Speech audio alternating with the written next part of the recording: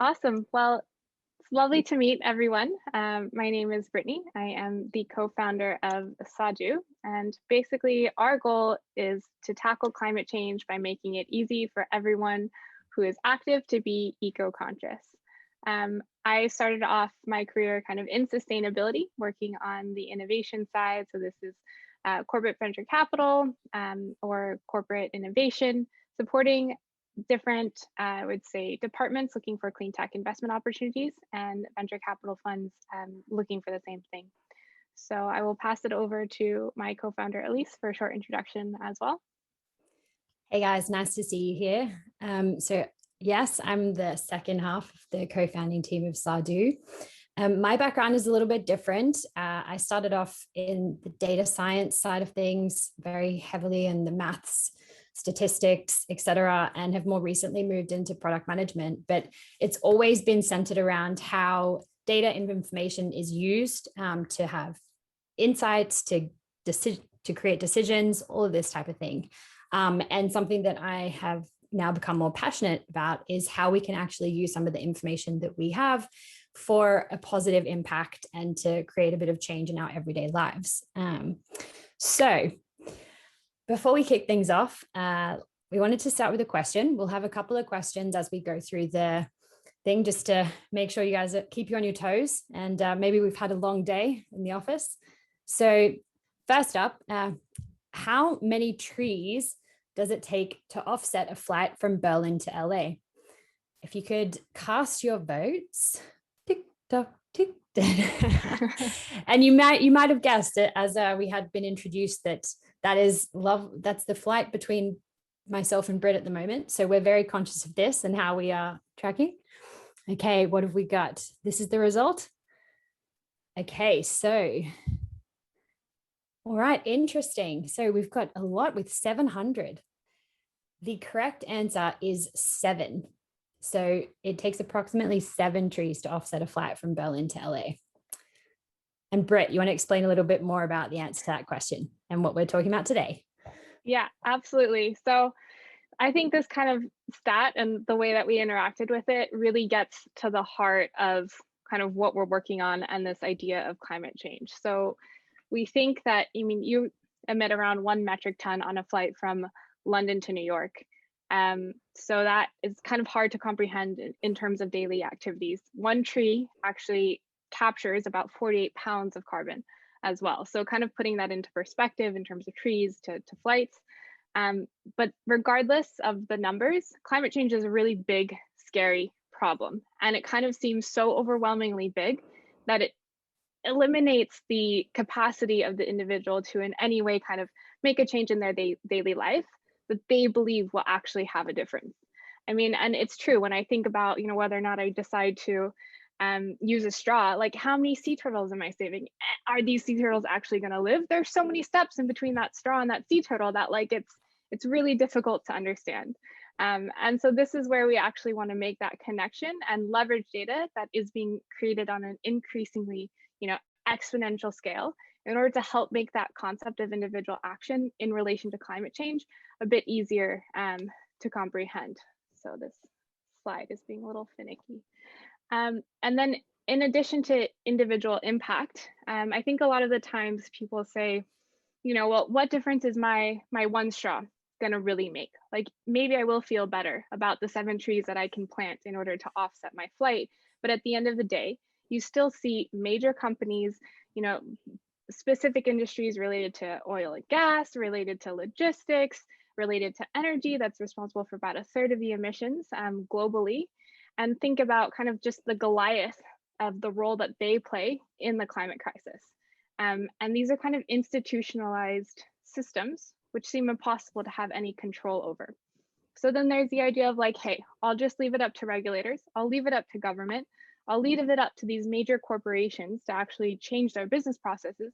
And then I can just, benefit or maybe free ride along the way. But we all know that these decisions are actually driven by demand from individuals, from investors, from consumers.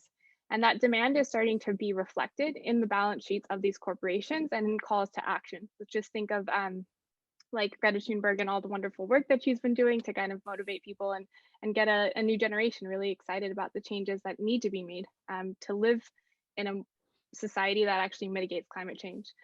So corporations and governments are adhering to this call, and they see the financial benefit as well of creating a more sustainable system.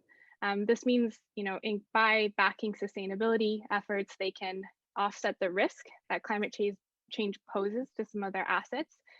So let's just think about oil and gas, for instance, the decreasing price of renewables, the fact that oil is becoming, it's no longer a scarce resource. Practices are changing to make people less reliable on it. Let's just think of biodegradable plastic. So what do we see? We see the industry working in carbon capture and now supporting new ways to actually use their drilling technology as a method of capturing some of the carbon that's actually emitted from various operations.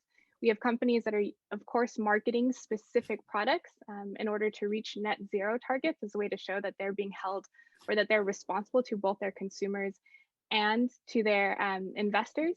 And we see an increase in companies who are actually committed to environmental and social governance as a way to prove that they're a responsible company and they account for long-term risks. So the way that some of these top-down benefits are actually being implemented, just throw out some numbers there, because that's what we like. So we have consumer demand actually being reflected in terms of 50% of the growth between 2013 and 2018, coming from products that were marketed specifically as sustainable.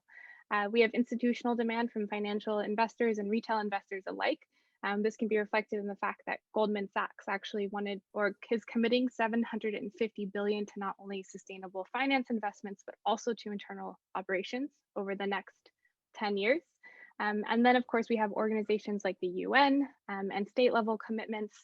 So we'll see China is promising to go net zero by, I think it's 2040. We'll see how that goes over the next 20 years.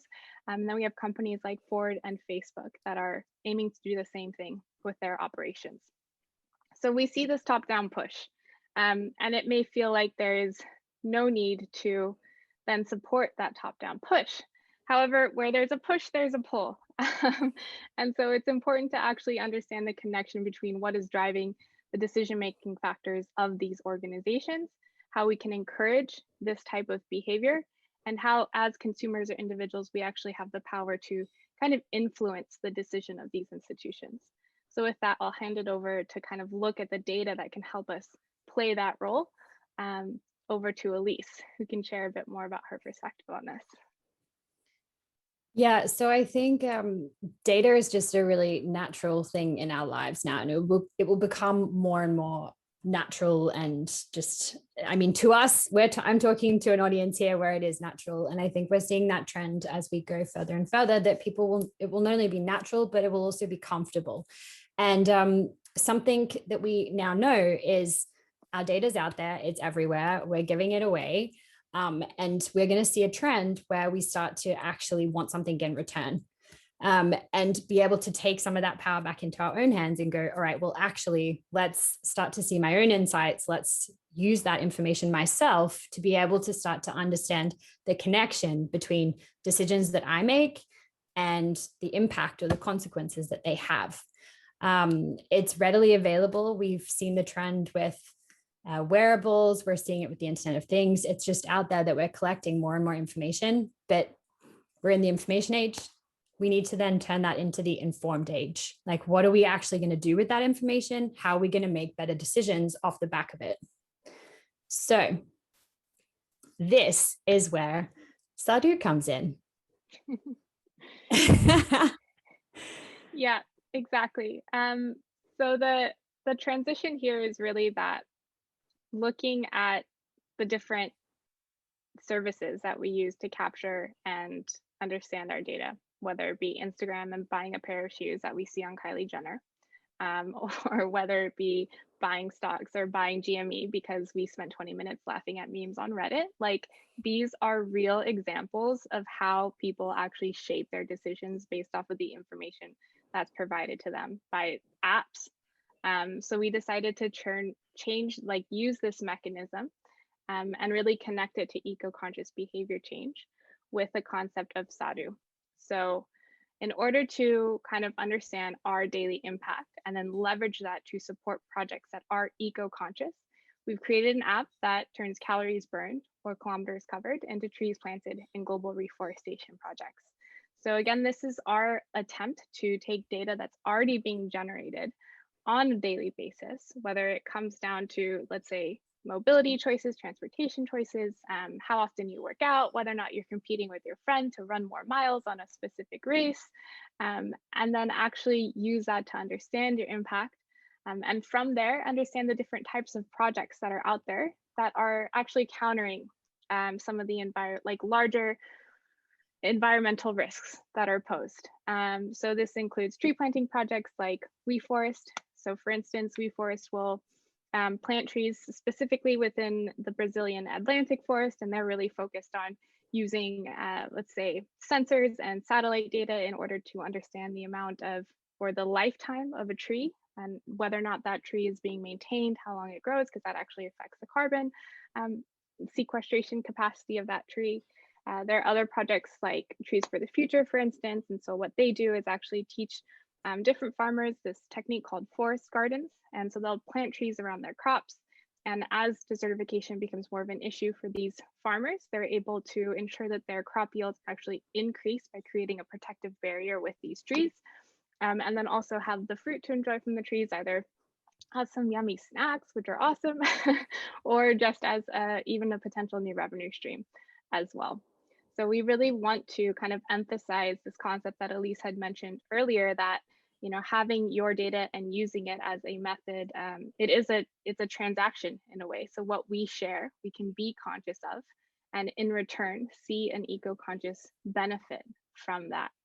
And then the way that that works is through us collaborating with different organizations to really bring this approach kind of full circle in terms of corporations who actually want to support environmental changes. So they'll launch employee and social governance programs, kind of connecting to their employees and to their consumers by saying, hey, look, we're launching a sustainability initiative. We want to plant trees. You can help us do that by working out. And then at the same time, engaging us on a daily basis to actually contribute the amount of trees that will offset our flight from Berlin to LA. And so it's this idea of, that using that data as a transaction, using it to understand our own environmental impact, and seeing that full circle contribution between an organization who says they're investing into clean technology and wants to meet those net zero targets, and then is also investing into employee well-being and environmental and social governance by planting trees anytime their employees are active. So that's kind of our mission. That's where we're starting off. I think in the long term, we definitely like to expand to go beyond just fitness and understanding how information can be used to calculate environmental impact, and really, again, build that connection between the individual and this larger systemic change. So I think Elise has a couple questions for you to make sure any of that made any sense. Exactly. So I think there's a lot of high level things, but what it really boils down to is what we're trying to do is make more of a connection between an action that you do and then the impact of that action. And what we're starting off with here at the moment is some sort of physical activity being equated to a tree that offsets some of your maybe flights, travel. So with that in mind, we have a couple more questions just to get it a little bit more relatable to how you might be able to use the Sadu app in your life. And let's go through, we've got two more. So going back to that initial question that we had, you'll remember that the answer was it took 7 trees to offset the flight from Berlin to LA. So the next question is, how many times do I need to go to CrossFit to plant 7 trees? You're also getting a bit of an insight into our lives here as well.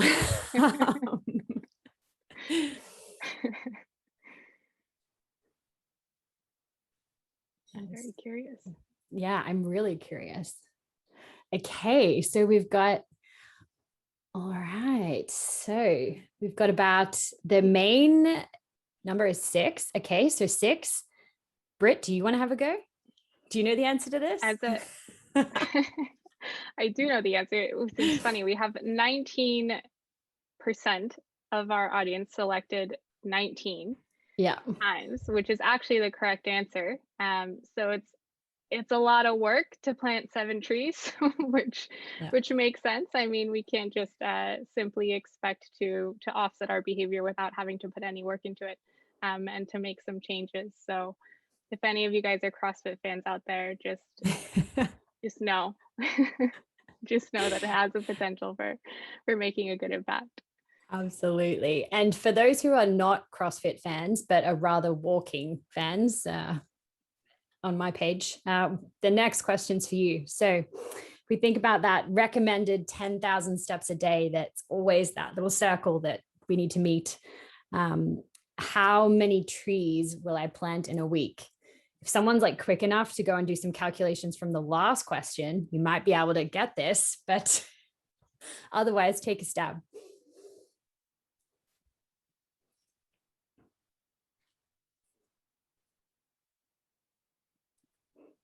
What do we got? Nice. Oh, nice. A good mix as well. I like this.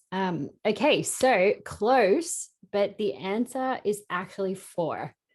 So just by walking on your usual routine, and sometimes we would even do more than that.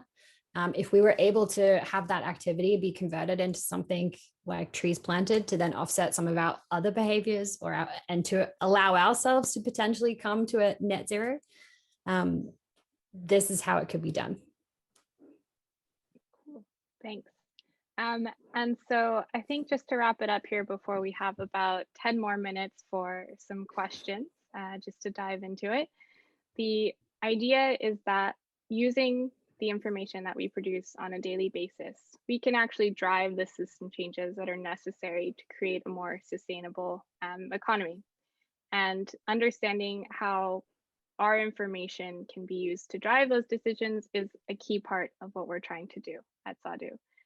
Maybe one day we can even offer the capacity to actually purchase offsets after you see that you're working out and want to contribute a bit more than the amount of trees that are planted, or potentially even invest in sustainability projects. So I think one question to kick us off would be whether or not that would be something that's of interest to you.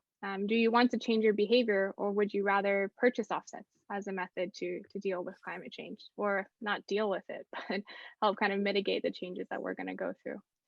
So yeah, I think thank you for this.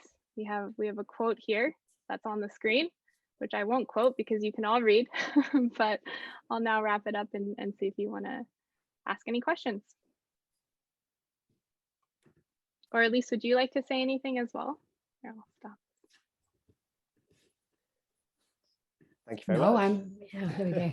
I was going to say, I'm happy for questions. Too soon. No.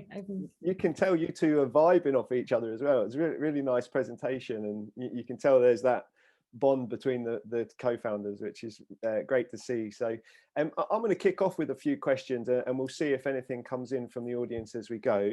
I guess my first question isn't a question. I'm not normally working out how many CrossFit sessions I need to do to offset carbon. It's normally a piece of cake or a bottle of beer or something like that. So changing that mentality for me personally could actually really help me. So that would be good to see. So I guess my first question actually, it's not necessarily a data question, but I was just interested more from the startup perspective. How have you found it? Co-founding a business when you're geographically quite separate. I guess obviously we're all quite used to being remote at the moment. Has it been relatively easy? How have you found it working together during the pandemic and beyond? Yeah, I mean, I think it's interesting to found a company in the middle of a pandemic. It kind of means that working remotely is incorporated into our DNA from the very beginning, which I actually think has been nice in a lot of ways because it really forces us to be organized. We have to come to things prepared. We have to understand like what we're communicating and the tools that we use to communicate our objectives. And I think that's definitely been one of the benefits of kicking off remotely. However, I will be in Berlin soon in order just to have some good creative brainstorming sessions one-on-one and in person, because that is difficult to replace. But I mean, I think some tips would just be to spend like an hour like on Zoom without any agenda or objective in the conversation, and really just understand that like any questions can take place like kind of ad hoc, and know that that's a space for brainstorming or working alongside one another without an objective in mind. I mean, work obviously, but meeting agenda. Just have a chat. And is there any particular tools that you rely on? You mentioned, I mean, oh my God, everything. Yeah. Asana, Trello. I think we've tried like, we've tried most things. If you guys want a review of any tools, then we'll come back to you. We'll make a blog post. Oh man. It, so. Yeah. I have to say because one of the most difficult things I think with the remote side of working is creating that space where you can be a little bit more creative and thinking outside the box, and it's a little bit more open versus when you sit down at your screen and you have a structure and you're used to just like, okay, here's my to-do list. So one of the tools that we have used for that is Miro, which I feel like that's just like, if you haven't used it yet, definitely give it a go, because it's just a little bit more free form, and it allows you to kind of have a little bit of that element of creativity and brainstorm and a bit of fun and different interest than you're used to seeing. What was that? I missed that one actually. Miro. Miro. Yeah. I love a tool, man. So that's it has got me. Like, it can't do everything. I mean, I would love a tool that did everything, but I think for something like that, it allows you to do a little bit more of the brainstorming, using something different, looking at it from a different perspective. For Thank sure. Thank you very much. We have a data question that's coming from Marlene, so we'll jump onto that in the Q&A. Marlene's asking, do you have only the data that people share on the app, e.g. watch data, or is there a way of integrating data from other sources, e.g. retrieve all my Google, Amazon, etc. data? That was on my question as well, actually. Like, do you get access to siloed data? Do you deal with different providers? How does it work in terms of data collection? Yeah, so right now we're aiming to sync with the majority of fitness trackers that are out there. We're starting off with Apple Health, just because Apple Health already has a lot of integrations that are currently built in. So that means you can incorporate information from MapMyFitness or MyFitnessPal, I think, or from Strava, and then use that to track your impact in the app. In the long run, we would definitely like to figure out how to kind of break these silos down and integrate different types of information. But we really think that kind of connecting fitness and individual well-being to this concept of climate change is an important way in order to kind of build that connection between individual action. And so we'll start from those, I would say, services or integrations that are available, and then eventually expand into other areas. Yeah. And just to add to that, I mean, this is something that's been important to both of us from the beginning, that we build it in a way that's really, you can kind of, I want to steal your plug and play, Britt, but with the whole integration. And what we plan to do as well is, once we're up and running, have the opportunity that users can kind of give us feedback, what they want to see in there. What would they like to bring into their whole sustainability profile, what they want to see has consequential positive impacts as well. And how does that work in terms of knowing your environmental impact?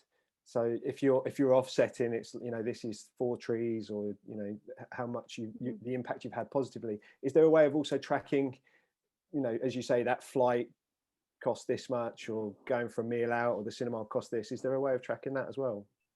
Yeah, so there are a lot of companies and nonprofit organizations that are working on calculating that impact. We're most likely going to work with Cool Climate. They're a research organization that's based out of Cal Berkeley. They're the ones who calculate the impact of kind of daily household activities. And you also have like a number of, like True Cost, for instance, that is also working on calculating your carbon footprint. And a number, we don't necessarily feel that that's the role that we need to play in terms of calculating exactly how much carbon equals an activity. One, because there are a lot of people working on it. 2, it is more or less the Wild West in terms of what everyone is figuring out and what standard will inevitably be adopted. But just knowing that information is out there and integrating it and connecting it to activities, that's our goal. Perfect.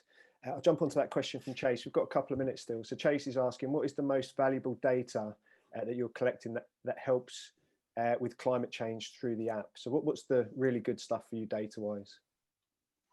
I mean, I think the good stuff for us will definitely be related to transportation, mobility, and activities. So let's think about the fact that instead of taking, the subway to work, maybe one day I'll decide to walk or go for a bike ride if that's within my capacity and makes sense for where I am geographically. So then that kind of relates activities, increasing your activity level, to your transportation choices, which has a direct, I would say, more significant impact on your carbon emissions or your actual environmental impact. So for us, making that connection and then using the app as well to understand and have the thought occur in trees instead of just carbon, that's where we're really trying to make this concept a bit more changing tangible. the mentality as much as anything. Yeah. Definitely. Yeah. It's the choice. That'll be the most interesting data, is Makes where there's the people conscious. choice. Yeah, where are the forks? Exactly. Perfect. I'll go, we've got maybe 1 minute left. So in terms of, what the next 12 months looks like for you and the startup, and is there anything, obviously we've got 70 people here tonight, is there anything that you'd be looking for that we can perhaps help with? Do you ever look for volunteers? Are you looking for beta users? Is there any shout outs that we can plug for you guys just to wrap up? Yes, absolutely. So we'll launch in beta in April. So sadu.app, please sign up. That'll be helpful. Don't mind the ugly website. I just need to forewarn you. But that would be awesome because we'd love your feedback, especially being an audience that is, has a good understanding of being digitally connected already and the potential that can offer. It would be amazing to have you guys participate in this. We are also planning to build out our team over the next year. So if anyone's particularly passionate about coming on board and figuring out how we can leverage this to make an impact, please reach out to either myself or Elise because we'd love to meet you. Good shout. And as is typical, there's a couple more questions coming in. So if people want to follow up with you, perhaps on Twitter or LinkedIn, you're happy to hear from people after the talk, eh? Yeah, yes, absolutely. Awesome. And also to answer this question around our tree planting partners. Okay. Happy to share more about that. Awesome. Do you want to quickly do that now, or? Sure. I so can do this. Come on, I'm the boss. So yeah, we partner with different organizations, both for-profit and nonprofit, that have been doing this for 10 to 20 years. So it's really like we don't want to take too much responsibility on of learning about how to sustainably and ensure that, we want to know that organizations have made a commitment and done the research to ensure that the trees they're planting are going to stay there and they're kind of integrating with the local ecosystem or the local economy or local community. We have We Forest and Trees for the Future that I mentioned earlier. We're also planning to partner with an organization called Sea Trees, and all of them have kind of done the research and the science in order to ensure that what they're doing is ecologically the right decision, or right method of implementation. Yeah, I'll stop there. Perfect. Well, thank you both very much. Really enjoyed learning more about what you've been working on. And absolutely looking forward to see what happens over the next 12 months. So we've got our main festival at the end of the year in November. So perhaps we can loop back and get you guys in and see where we are from there. But thank you very much. Awesome. Thank you both very much. And, yeah, thank you for the opportunity. Thank you. Yeah, thanks for having us. Perfect. Thanks very much. If I can ask you guys to turn off your cameras and microphone, and I'll ask Joy and Peter to turn theirs on. We'll do a seamless switch in speakers. Actually, it was Joy first, so my bad, Joy. So thank you very much, Joy, for waiting patiently. How are you getting on today? Great, no problem. It was a fascinating presentation to listen to. So all good. I've been very lucky this month, actually. I've been listening to some really good talks, so that was definitely the same. So Joy and Peter are joining us from Data for Good Canada. It's been running for 9 years now, and in terms of today, they're going to dive in and tell us a bit more about what they're doing over in Canada.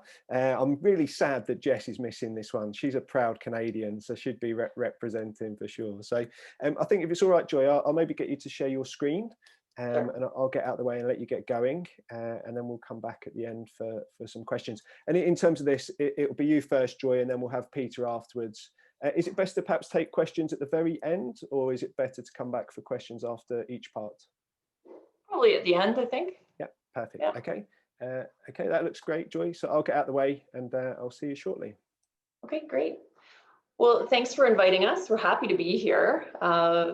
This is page down.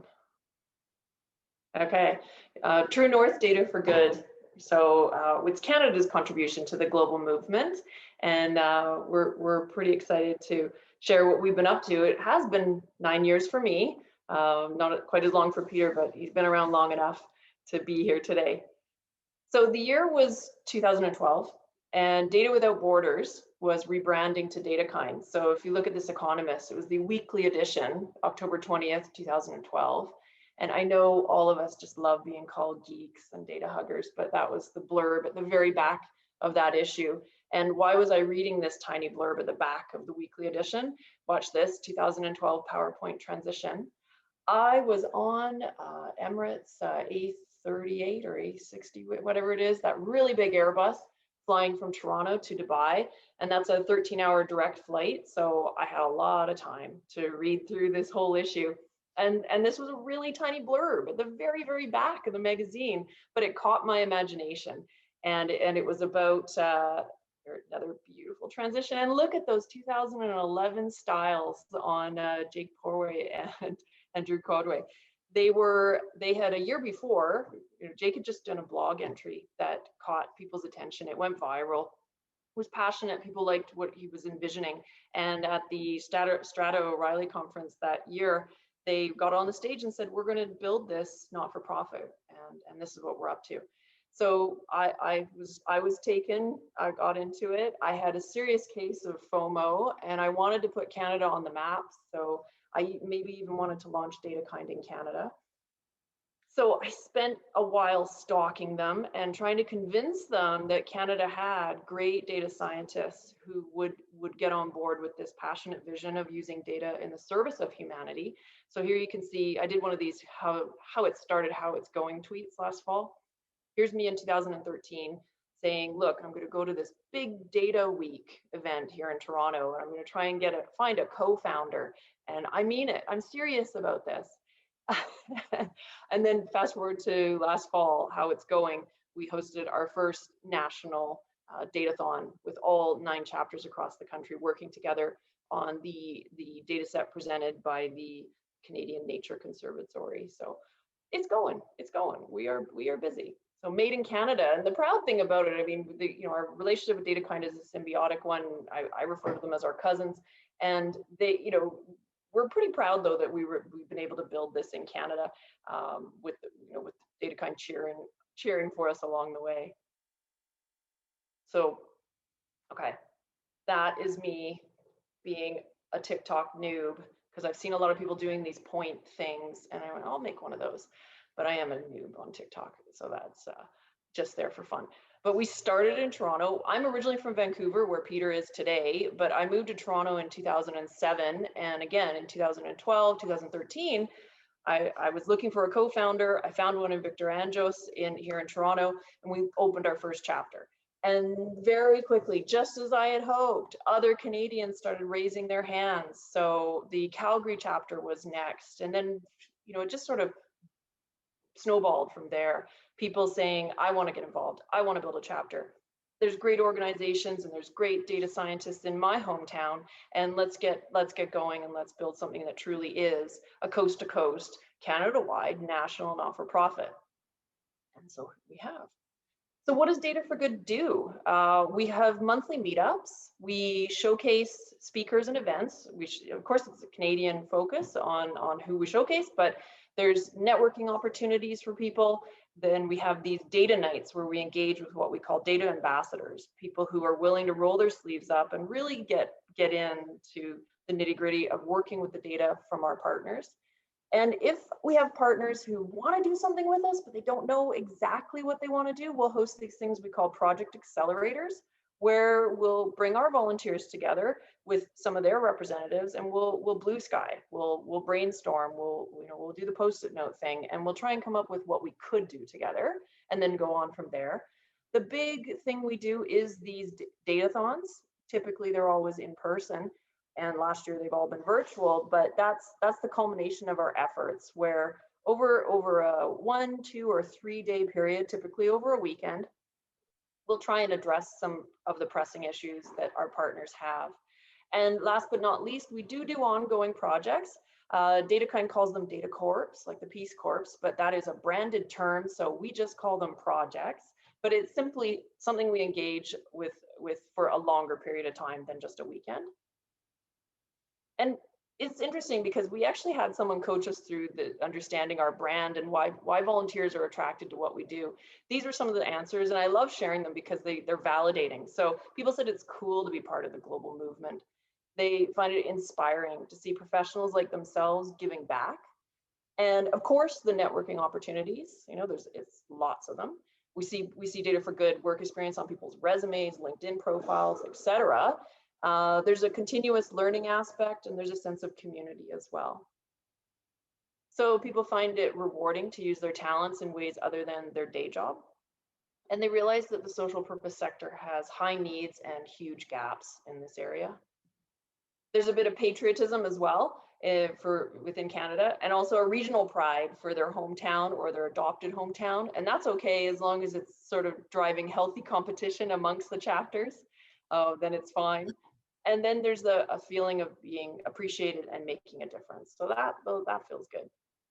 How do people feel about the movement, the actual Data for Good global movement?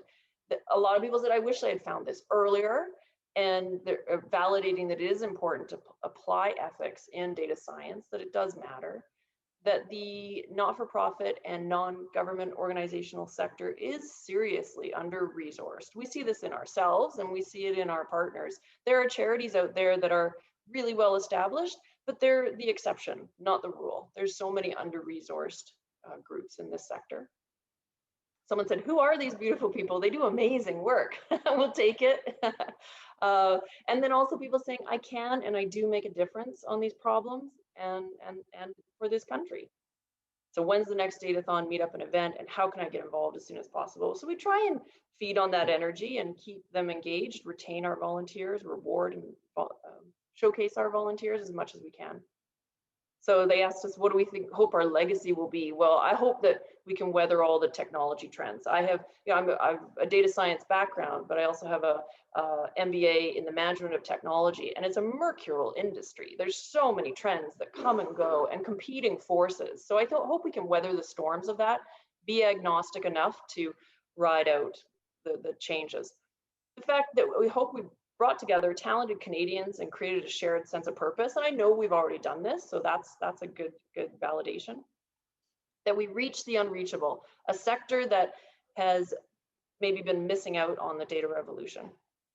And that we raise the bar and the professional standards of what it actually means to be a data scientist, creating what they have in law and medicine, where there's pro bono work and there's the Hippocratic Oath, do no harm, and a mindset that's intrinsic to each volunteer.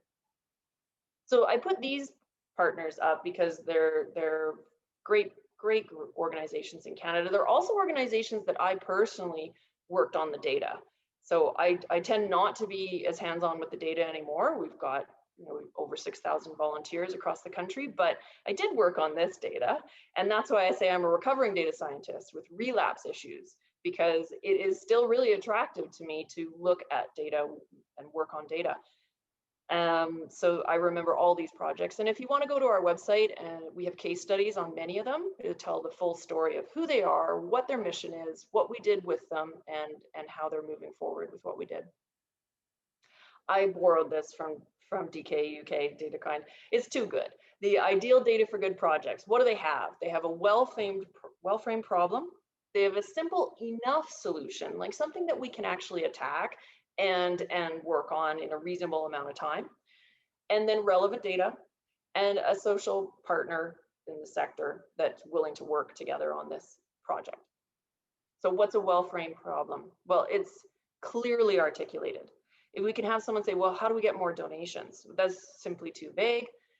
But if they clearly articulate it, which month is vulnerable to a future dip in donations? Now we're talking about something we can work on.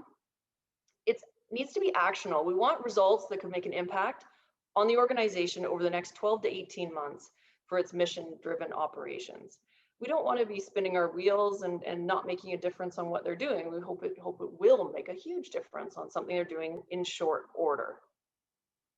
And identifying an unknown. The organization could be expressing this out of curiosity, something that they wish they knew or better understood. That's also a great problem to work on. And it includes a reasonable guess or a hypothesis that can be tested. This has to come from the organization itself. We are, we come in, we're heavy hitters, but we're short term. So we need them to be thinking about these concepts and these problems and bringing together hypotheses for us to test. What do data and chapter leads do? Well, they make sure the problem is simple enough that it's something we can deliver on. They secure and prepare relevant data, and this bullet could have hundreds of sub-bullet points. And it's also why I call myself a recovering data scientist, because we all know how much work this can be. Then function as subject matter experts at the events, prepare and present findings as per the wishes of the partner. So sometimes we'll be working with highly sensitive data. Sometimes we'll be working and we need to sign a non-disclosure agreement with our partner. And we're conscious of that. We're conscious of what they are and are not willing to share. So findings could be an internal result only. How do we select partners? A lot of people ask us this. There's a data maturity framework out there, and it's not like we use that in a really robust fashion, but it does inform that when we choose our partners of what are they currently doing with data? What do they hope to do with data? What skills do they have in the organization already? And what type of analytical techniques are they using? Descriptive, prescriptive, historical, predictive? This really helps us gauge where they're at right now and where they want to go. And how committed is the partner and their leadership to being data informed. You can't do this kind of stuff without commitment. Okay, and I'm going to turn it over to Peter, who is our Vancouver chapter lead, who's put together some more recent examples of what Vancouver's been up to. Thanks, Joy. Make sure I'm not muted. So I've been with Data for Good. I started in Toronto in 2017. I just sort of cold emailed and Joy responded to me. And I was, my involvement, I am not a data scientist. I was a data journalist with Global News in Toronto. And I learned about this organization and I wanted to contribute in any way that I could. And then I got a job in Vancouver. Moved over here to the West Coast, which is originally where I'm from. And Joy asked me to start the Vancouver chapter. And initially I was a bit nervous because I felt like, it really should be a data scientist to lead this charge here locally. But you partnered me with another Peter, who was a data scientist. He was a grad student at UBC, and he was great. And him and I sort of physically just went to these meetups and talked about our group to try to sort of build that base. It was, kind of funny because he was also Asian and he actually looked like me as well. So we had this like origin story of like, we called ourselves Peter Squared, and we sort of built it that way. And so now we have about, I would say, close to 200 members on our list who we can contact if we want to sort of engage in another datathon. And we've done 3 major datathons, 4 or 5 mid to smaller scale events as well. You're looking at some of them there. And even though our chapter here on the West Coast hasn't, the level of data science employed and the sort of the technical side hasn't been extremely advanced, where it has generated a lot of impact is in terms of, sort of the advocacy potential for these organizations that we partner with, because they've managed to take our findings and our reports that we produce after and use it in their sort of advocacy and public communications goals. So the first datathon we did was with the Overdose Prevention Society. And so they are a very grassroots harm reduction organization that provides a safe space for people to consume illegal drugs. And they administer oxygen and naloxone. They have saved thousands and thousands of lives. Canada right now is in the grips of an overdose crisis. And groups like this have really sort of done the heavy lifting in terms of ensuring the safety of the community. So they had some paper records that they just needed sort of digitized, made machine readable, and then summarized is just very sort of high level. These are the trends that we're finding. So nothing totally advanced. And so we produced like a summary. We had a big datathon for them, and we produced this very basic sort of summary report. You're looking at sort of like the executive summary infographic that we produced. And what was useful is that it sort of indicated why people are using drugs. And so you can see here in the lower left-hand corner, that word cloud response. And pain and trauma was big. That was a big reason why people consume substances. And there's a value in knowing that, because when you use that as a part of a communications campaign, it really helps reduce stigma, because people put a moral dimension on substance use, and it adds to the stigma. And so it helped in that regards. And in the next slide, I think the most notable finding was, I think it was one more down, maybe. There. So what we found was that the site had 108,000 visits, people consuming substances, and there were 0 fatalities. And that was a very, very powerful statistic that we uncovered. And we got a ton of media coverage for this. And this was a stat that was shared around and disseminated quite widely through the media, and it became a really good sort of public advocacy communications tool. And then from that, we have done sort of smaller scale, or actually in relation to this event, it was really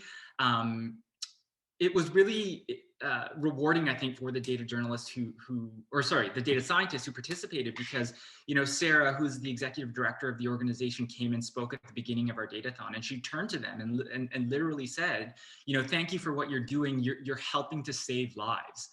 And I think a lot of the data scientists there, for the first time, that they've never heard that their work and their expertise is helping to save lives. And it really sort of had an impact, and we got a lot of positive feedback and comments afterwards. So that was, a really rewarding aspect of taking part in that event and partnering with an organization like the Overdose Prevention Society. And from that, we did a smaller scale event for an opioid substitution program.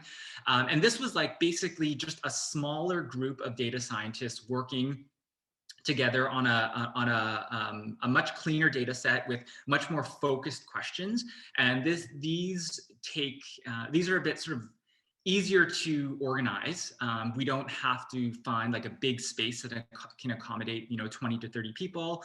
And it was also sort of along the same lines. We organized or analyzed some data that the organization provided. And then the third type of event we did, this was actually pre-pandemic as well, was a remote event for the Pivot Legal Society, which is where I used to work when I came from Toronto. And so this project was interesting. So it involved a lot of data scraping and visualization. What we did was there is a federal legislation called PCEPA, which is the Protection of Communities and Exploited Persons Act. So it's basically the federal law that makes sex work, street-based sex work, illegal. And so what we did was took the provisions of all the law that says, you cannot do sex work within 50 meters of a school, a community center, and they listed all these features of a city.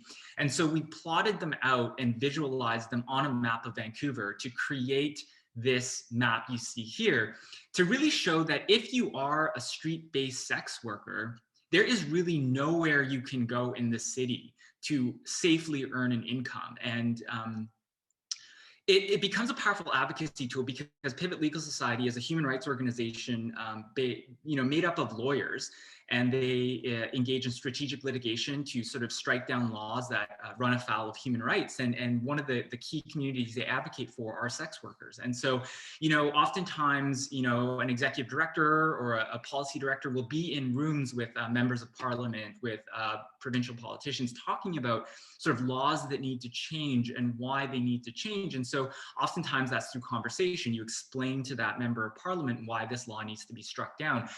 but this became a really powerful tool because, you know, instead of actually just explaining it to them, you can just hand them this map. And you can hand this map to them, you know, you can get it printed out and tell them, like, if you are a street-based sex worker, where are you supposed to go in the city to safely earn an income?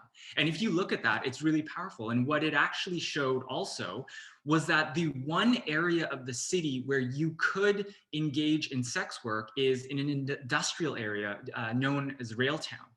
And what's significant there is a very very remote and poorly trafficked area in terms of pedestrian traffic and vehicular traffic in terms of lights.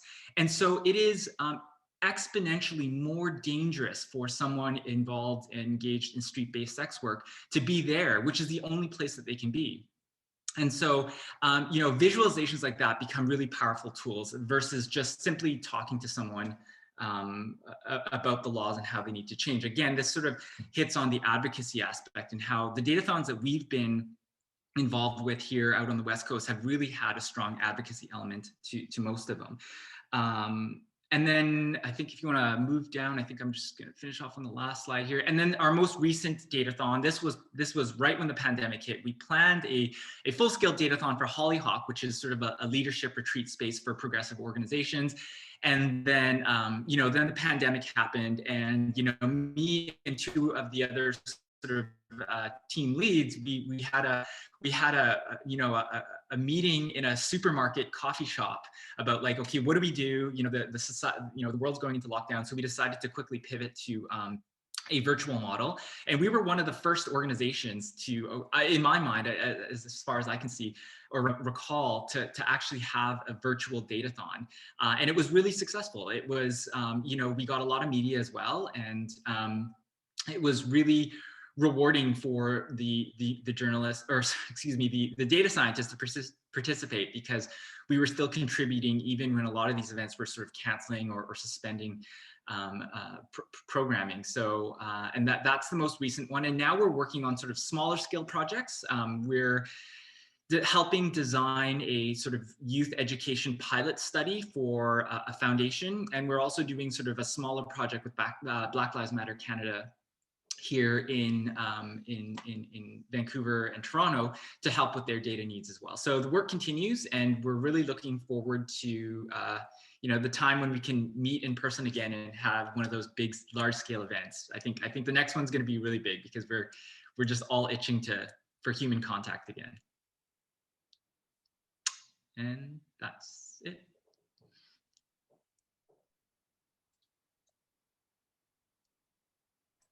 Wow, my video took a little second to start there. It just makes everyone panic, doesn't it? Am I on my own? Joy, Peter, thank you both very much.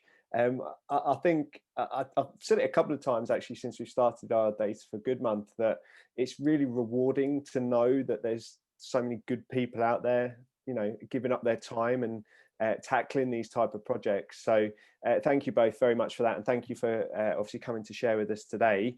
I'm absolutely with you, Peter. I can't wait for some live events. Like, online's cool, this is great fun, people are interacting, it's brilliant, but I can't wait to see some people in real life, but hopefully not long now.